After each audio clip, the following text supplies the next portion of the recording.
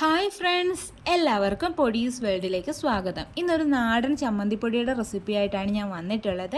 ഈ ഒരു ചമ്മന്തിപ്പൊടി നമുക്ക് കുറേ കാലം കേടുകൂടാതെ സൂക്ഷിക്കാനൊക്കെ പറ്റും. അപ്പോൾ അതൊക്കെ ഞാൻ ഡീറ്റെയിൽഡ് ആയിട്ട് വീഡിയോയിൽ പറയുന്നുണ്ട്. അപ്പോൾ നമുക്കിതെങ്ങനെ തയ്യാറാക്കുന്നതെന്ന് നോക്കാം. ചമ്മന്തിപ്പൊടി തയ്യാറാക്കുന്നതിനായിട്ട് ഞാനിവിടെ 2.5 കപ്പ് തേങ്ങയാണ് എടുത്തിട്ടുള്ളത്. അതായത് ഒരു വലിയ തേങ്ങയാണ് എടുത്തിട്ടുള്ളത്. മൂത്ത തേങ്ങ എടുക്കാൻ വേണ്ടിയിട്ട് ശ്രദ്ധിക്കണേ.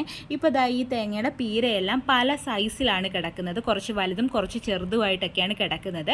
അങ്ങനെ നമ്മളിട്ട് വറുക്കുകയാണെന്നുണ്ടെങ്കിൽ ചിലത് നല്ല രീതിയിൽ മൂത്ത് പോകും, ചിലത് മൂക്കാതെ കിടക്കും, നമുക്ക് കറക്റ്റായിട്ട് കിട്ടത്തില്ല. അതുകൊണ്ട് ഇത് മിക്സിക്കകത്ത് ഇട്ടിട്ട് ചെറുതായിട്ടൊന്ന് ക്രഷ് ചെയ്തെടുക്കുക. 1-2 തവണ മാത്രം ക്രഷ് ചെയ്തെടുക്കുക. അപ്പോൾ എല്ലാം ഒരേ സൈസിൽ കിട്ടും. ഞാനങ്ങനെ ചെയ്തെടുത്തിട്ടുണ്ട്. ഇനി നമുക്ക് തേങ്ങയൊന്ന് വറുത്തെടുക്കാം. അതിനായിട്ടൊരു കടായിലേക്ക് നമ്മൾ എടുത്തു വെച്ചിട്ടുണ്ടായിരുന്ന തേങ്ങ ചേർത്ത് കൊടുക്കാം. ഇപ്പം ഞാൻ തീയൊന്നും കത്തിച്ചിട്ടില്ല കേട്ടോ. നമ്മൾ ഇൻഗ്രീഡിയൻസ് എല്ലാം ചേർത്തതിന് ശേഷം തീ കത്തിച്ചാൽ മതിയാകും. ഇനി ഇതിലേക്ക് നമുക്ക് എരിവിന് ആവശ്യമായിട്ടുള്ള ഉണക്കമുളക് ചേർത്ത് കൊടുക്കാം. ഞാനിവിടെ ഒരു 8 ഉണക്കമുളക് എടുത്തിട്ടുണ്ട്. ഈ ഒരു മുളക് ചേർക്കുമ്പോൾ ആവശ്യത്തിനുള്ള എരിവായിരിക്കും ഉണ്ടായിരിക്കുക. ഇപ്പോൾ കുട്ടികൾക്കൊക്കെ കൊടുക്കാനാണെന്നുണ്ടെങ്കിൽ കുറച്ച് മുളക് എടുക്കുക. അതുപോലെ തന്നെ കുറച്ച് എരിവ് ഇഷ്ടമുള്ളവരാണെന്നെങ്കിൽ കൂടുതൽ മുളക് എടുക്കുക.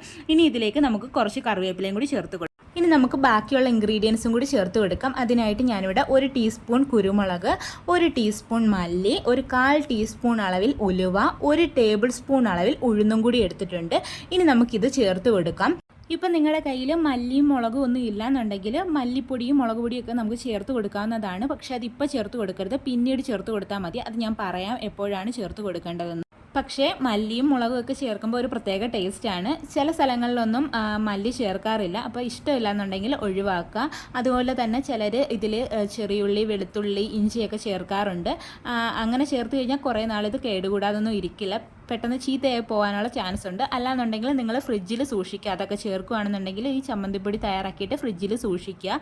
ഇനി നമുക്ക് ഫ്ലെയിം ഓണാക്കി കൊടുത്തതിന് ശേഷം ഈ തേങ്ങ അങ്ങ് വറുത്തെടുക്കാം. ആദ്യം ഒരു 2-3 മിനിറ്റ് നേരത്തേക്ക് നമുക്ക് ഹൈ ഫ്ലെയിമിൽ വെച്ചിട്ട് വറുത്തെടുക്കാം. അപ്പോൾ ഇതിനകത്തൊരു വെള്ളം നനവുണ്ട്, അതുകൊണ്ട് അടിക്കൊന്നും പിടിക്കില്ല. അതിനുശേഷം ഒരു ലോ ടു മീഡിയം ഫ്ലെയിമിൽ വെച്ചിട്ട് കണ്ടിന്യൂസ് ആയിട്ട് ഇളക്കി കൊടുത്തുകൊണ്ടിരിക്കുക. ഇത് അത്യാവശ്യം സമയം എടുക്കുന്ന ഒരു പരിപാടിയാണ്. അതുകൊണ്ട് നല്ലതുപോലെ ക്ഷമ വേണം.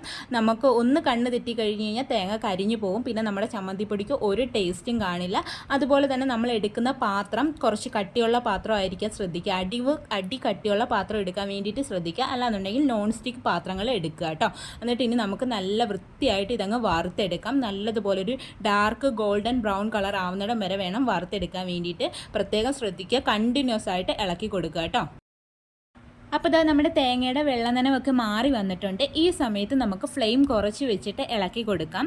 ഉഴുന്നൊക്കെ ചേർക്കുകയാണെന്നുണ്ടെങ്കിൽ നമ്മുടെ ചമ്മന്തിപ്പൊടി കുറേ നാൾ കേടുകൂടാതിരിക്കാൻ വേണ്ടിയിട്ട് സഹായിക്കും. അതായത് നമ്മൾ ഈ ചമ്മന്തിപ്പൊടി പൊടിച്ചെടുക്കുമ്പോഴത്തേക്ക് ഇതിനകത്ത് കുറച്ചൊരു എണ്ണനനവൊക്കെ വരും. നമ്മൾ ഈ ഉഴുന്നും കൂടി വറുത്ത് പൊടിച്ച് ചേർക്കുകയാണെന്നുണ്ടെങ്കിൽ അത് ഈ എണ്ണനനവ് വലിച്ചെടുക്കും. അതുവഴി നമുക്ക് ഈ ഒരു ചമ്മന്തിപ്പൊടി കുറേ നാൾ കേടുകൂടാതിരിക്കാൻ വേണ്ടിയിട്ട് സഹായിക്കും. അപ്പോൾ കണ്ടിന്യൂസ് ആയിട്ട് ഇളക്കി കൊടുക്കാൻ വേണ്ടിയിട്ട് ശ്രദ്ധിക്കുക. ഒട്ടും തന്നെ കരിഞ്ഞു പോകരുത്. കരിഞ്ഞു പോയി കഴിഞ്ഞ് കഴിഞ്ഞാൽ നമ്മുടെ ചമ്മന്തിപ്പൊടിയുടെ ടേസ്റ്റേ മാറിപ്പോവും. ചെറിയൊരു കയ്പ്പൊക്കെ വരും. അതെപ്പോഴും ശ്രദ്ധിക്കുക. അപ്പോൾ നമ്മുടെ തേങ്ങയുടെ കളറൊക്കെ ചേഞ്ചായി വരുന്നുണ്ട്.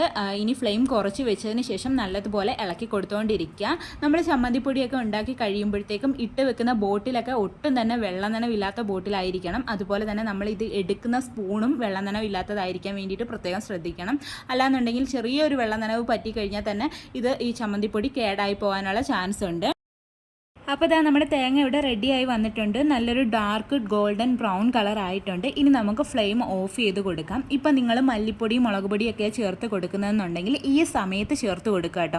ആ ഒരു ചട്ടിയുടെ ചൂടിൽ തന്നെ നമ്മുടെ മല്ലിപ്പൊടിയും മുളക് പൊടിയും ചൂടായി കിട്ടും. എന്നിട്ട് കണ്ടിന്യൂസ് ആയിട്ട് ഇളക്കി കൊടുത്തുകൊണ്ടിരിക്കുക. ശേഷം നമുക്ക് ഇത് വേറൊരു പാത്രത്തിലേക്ക് വേണമെങ്കിൽ മാറ്റി വെക്കാം. അല്ലാന്നുണ്ടെങ്കിൽ നിങ്ങൾ ഈ പാത്രത്തിലാണ് വെക്കുന്നതെന്നുണ്ടെങ്കിൽ കണ്ടിന്യൂസ് ആയിട്ട് ഇളക്കി കൊടുത്തുകൊണ്ടിരിക്കാൻ വേണ്ടിയിട്ട് ശ്രദ്ധിക്കുക. കാരണം എന്ന് വെച്ചാൽ ചട്ടിക്ക് അത്യാവശ്യം ചൂടുണ്ട്.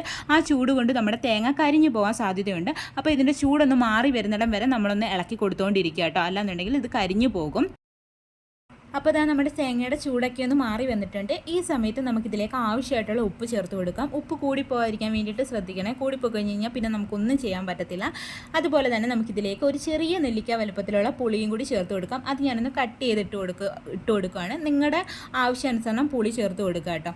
ഇനി നമുക്കിത് ഒന്ന് നല്ല രീതിയിൽ മിക്സ് ചെയ്തിട്ട് എടുക്കാം.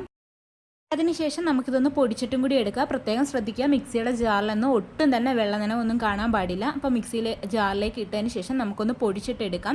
ഞാനിവിടെ 2 തവണയായിട്ട് ഇട്ടിട്ടാണ് പൊടിച്ചിട്ടെടുക്കുന്നത്.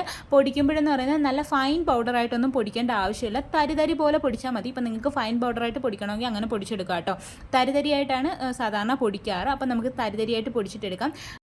അപ്പോൾ ഇതാ നമ്മുടെ ചമ്മന്തിപ്പൊടി ഞാൻ പൊടിച്ചെടുത്തിട്ടുണ്ട്. ഇതാ ഈ ഒരു രീതിക്കാണ് ഞാൻ പൊടിച്ചെടുത്തിട്ടുള്ളത്. ഇനി നമുക്കിതൊരു പാത്രത്തിലേക്ക് അങ്ങ് മാറ്റാം. അതിനുശേഷം ബാക്കിയുള്ളതും ഞാൻ ഇതേ കണക്ക് തന്നെ പൊടിച്ചെടുക്കട്ടെ. അപ്പോൾ ഇതാ ബാക്കിയുണ്ടായിരുന്ന തേങ്ങയും ഞാനൊന്ന് പൊടിച്ചെടുത്തിട്ടുണ്ട്. നമ്മുടെ ടേസ്റ്റി ആയിട്ടുള്ള ചമ്മന്തിപ്പൊടി ഇവിടെ റെഡി ആയിട്ടുണ്ട്. എല്ലാവരും ഒന്ന് ട്രൈ ചെയ്ത് നോക്കണേ. സ്കൂൾ തുറക്കുന്ന സമയമൊക്കെ ആയതുകൊണ്ട് തന്നെ നമ്മുടെ മക്കൾക്കൊക്കെ ലഞ്ച് ബോക്സിൽ കൊടുത്തു വിടാൻ പറ്റിയിട്ടുള്ള ഒരു ഐറ്റമാണ്.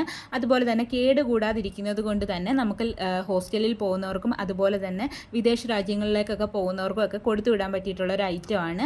അപ്പോൾ എല്ലാവരും ട്രൈ ചെയ്ത് നോക്കാനും ഫീഡ്ബാക്ക് പറയാനും മറക്കല്ലേ. അതുപോലെ തന്നെ വീഡിയോ ഇഷ്ടമായിട്ടുണ്ടെങ്കിൽ ഒന്ന് ലൈക്ക് ചെയ്യണേ. ആദ്യമായിട്ട് ചാനൽ കാണുന്ന കൂട്ടുകാരൊക്കെ ഉണ്ടെങ്കിൽ പ്ലീസ് ഒന്ന് സബ്സ്ക്രൈബ് ചെയ്ത് സപ്പോർട്ടും കൂടി ചെയ്യണേ. വീണ്ടും നല്ലൊരു വീഡിയോ ആയിട്ട് വരാം. Thanks for watching.